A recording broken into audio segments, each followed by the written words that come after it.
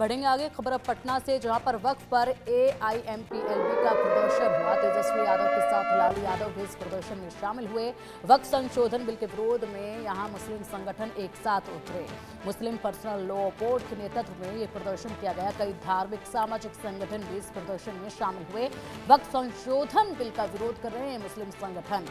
तो देखिए, बिहार में चुनाव नजदीक है और ऐसे में अब ये सिलसिला भी काफी तेजी के साथ आगे बढ़ रहा है। हालांकि दिल्ली के जंतर मंतर में भी अब कुछ दिन पहले यही हाल जो है वो देखा गया था। यही वक्फ संशोधन बिल के खिलाफ विरोध प्रदर्शन जो है वो देखा गया था।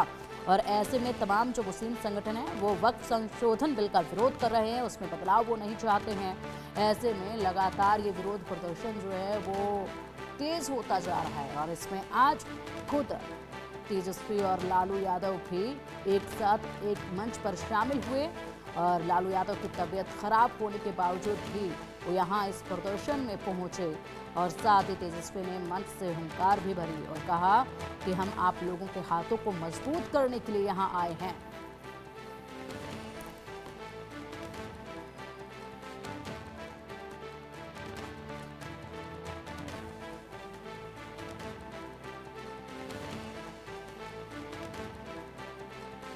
वक्फ बिल को लेकर राजनीति गरमाई हुई है। इस बीच संसद की संयुक्त संसदीय समिति की अध्यक्ष जगदम्बिका पाल से इंडिया न्यूज के managing editor input Rakesh Kumar Singh ने खास बातचीत की है। आप इस सुनिए क्या कुछ कहा है उन्होंने। हमारे साथ बीजेपी के वरिष्ठ नेता जगदम्बिका पाल साहब हैं। पाल साहब, all India Muslim personal law board जो है पटना में जो है वक्फ के बिल के खिलाफ प्रदर्शन वहां पर कर रही है। कई पार्टियों को उसमें बुलाया गया है। All India Muslim personal law board इसमें कहीं न कहीं देश के अल्पसंख्यकों को, मुसलमानों को गुमराह करके यह आंदोलन करना चाहती है। लोगों में एक भ्रम पैदा करके अराजकता पैदा कर रही। आखिर वो कह रही कि ये अगर कानून पास होगा तो हमारी मस्जिद या कब्रिस्तान जाएगी। मैं चुनौती देता हूं कि अपने किसी सरकार के किसी अमेंडमेंट के किसी क्लॉज में बता दें कि जिसमें कोई मस्जिद या खानका, कब्रिस्तान, ईदगाह लेने की बात है। ये तो इसलिए सरकार कानून को एक अमेंड कर रही कि वक्फ की प्रॉपर्टी का बेहतर फ़ायदा गरीब मुसलमान को, अल्पसंख्यक को, ख़वातीन को, महिलाओं को, विधवाओं को मिल सके। लेकिन इसके बावजूद, और अभी अमेंडेड कानून सदन में आया भी नहीं, जब आएगा अगर वो कहते हैं अनकॉन्स्टिट्यूशनल है तो उसके लिए सुप्रीम कोर्ट का दरवाज़ा खुला हुआ है। लेकिन ये कहीं ना कहीं ये और विपक्ष भी उसमें शामिल हो रहा है। जो ओवैसी जैसे JPC के मेंबर हैं वो भी गुमराह कर रहे हैं। तो मुझे लगता है ये केवल तुष्टीकरण की राजनीति है और अपने पाँव के नीचे से खिसकती हुई ज़मीन को फिर से जोड़ने की कोशिश। लेकिन उनका कहना है कि आप जो है गरीबों को बहाना दे रहे हैं, लेकिन आप जो है मुस्लिमों की संपत्ति पर, खासतौर पे मस्जिदों पर आप लोग का निशाना है कब्जा करने का। नहीं, देखिए, सरकार अगर अमेंडमेंट लेकर के आई है तो एक ट्रांसपेरेंट, एक बेहतर एडमिनिस्ट्रेशन के लिए कि वक्फ का प्रॉपर्टी जो अभी मुतवल्ली केयर टेकर्स खुर्द बुर्द कर रहे हैं उस पर अंकुश लग सके, उसका रजिस्ट्रेशन हो। हर प्रॉपर्टी के इनकम से गरीब आम मुसलमान या महिलाओं को, विडोज को फ़ायदा हो। लेकिन उनको लगता है all India Muslim personal law board जैसे लोगों को कि फिर मुतवल्ली और केयर टेकर्स लोग वक्फ की प्रॉपर्टी को बेच नहीं पाएंगे। तो या तो उसको लेकर के उनके हितों को, उनको आम मुसलमान से चिंता नहीं है। धन्यवाद। Rakesh Kumar Singh, India news, Delhi. तो वक्फ बिल का विरोध प्रदर्शन लगातार जारी है। मुस्लिम धर्मगुरुओं ने आज पूरे देश में प्रदर्शन की चेतावनी दी थी, जिसे देखते हुए अलीगढ़ के मौलाना इब्राहिम हुसैन चौधरी ने प्रधानमंत्री मोदी को एक पत्र भी लिखा और प्रदर्शन का नेतृत्व कर रहे मौलानाओं सहित ओवैसी की संपत्ति की जांच की मांग की है। और क्या कुछ कहा है सुनिए।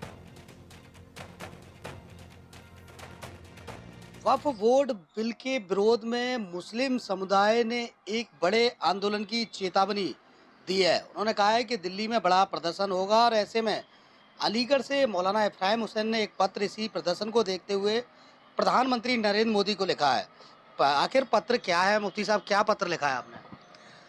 देखिए, पत्र में हम लिख रहे हैं कि जिस तरह से संवैधानिक तौर पर मोदी जी की सरकार वक्फ संशोधन बिल 2024 पास कर रही है तो उसमें ज़रूरत इसलिए आई कि जो गरीब और कमज़ोर, यतीम, मिस्कीन के अधिकार वक्फ प्रॉपर्टीज़ में थे वो अधिकार मुसलमानों में जो सरपरस्ती करने वाले ताकतवर लोग थे, उन्होंने ऊपर से ऊपर ही हड़प कर लिए और वो गरीब और कमज़ोर तक नहीं पहुंचने दिए।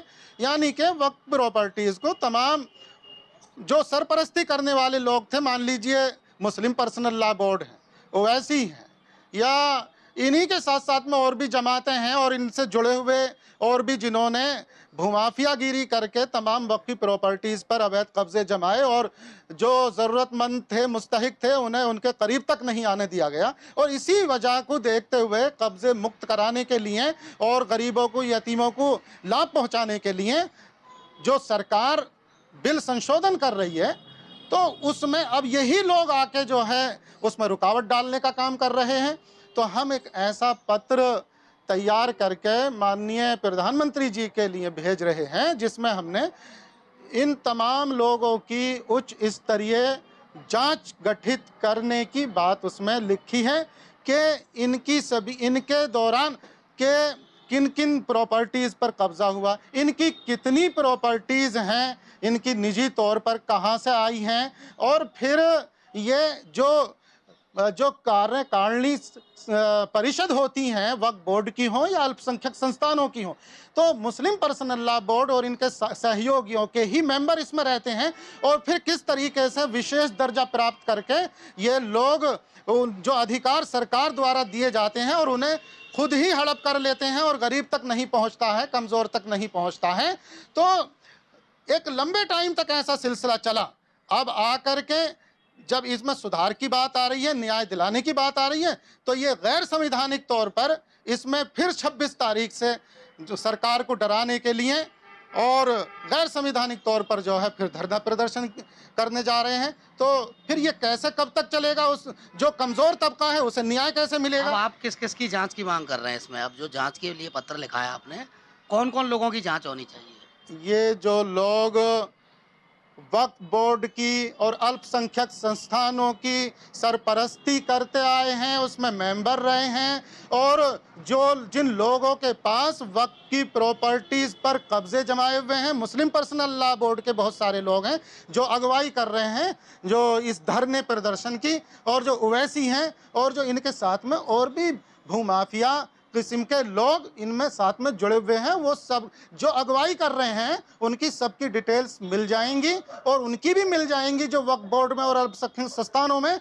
जो मुस्लिम के सरपरस्तों के तौर पर इन्होंने रहनुमाई की है और फिर सबके अधिकार हड़प कर लिए, खुद ही ना हड़प कर लिए, वहां तक पहुंचने नहीं दिए। सबकी डिटेल्स मिलेंगी एक बार को उच्च स्तरीय जांच गठित तो हो। तो ये मौलाना इफ्राहिम हुसैन थे, उन्होंने प्रधानमंत्री नरेंद्र मोदी को एक खत लिखा है, उसमें उन्होंने कहा है कि जो लोग इस प्रदर्शन की अगुवाई कर रहे हैं, जिनके नेतृत्व में ये प्रदर्शन होगा, उन सबकी जांच होनी चाहिए। अलीगढ़ से इंडिया न्यूज़ के लिए प्रमोद कुमार। बढ़ेंगे आगे इस वक्त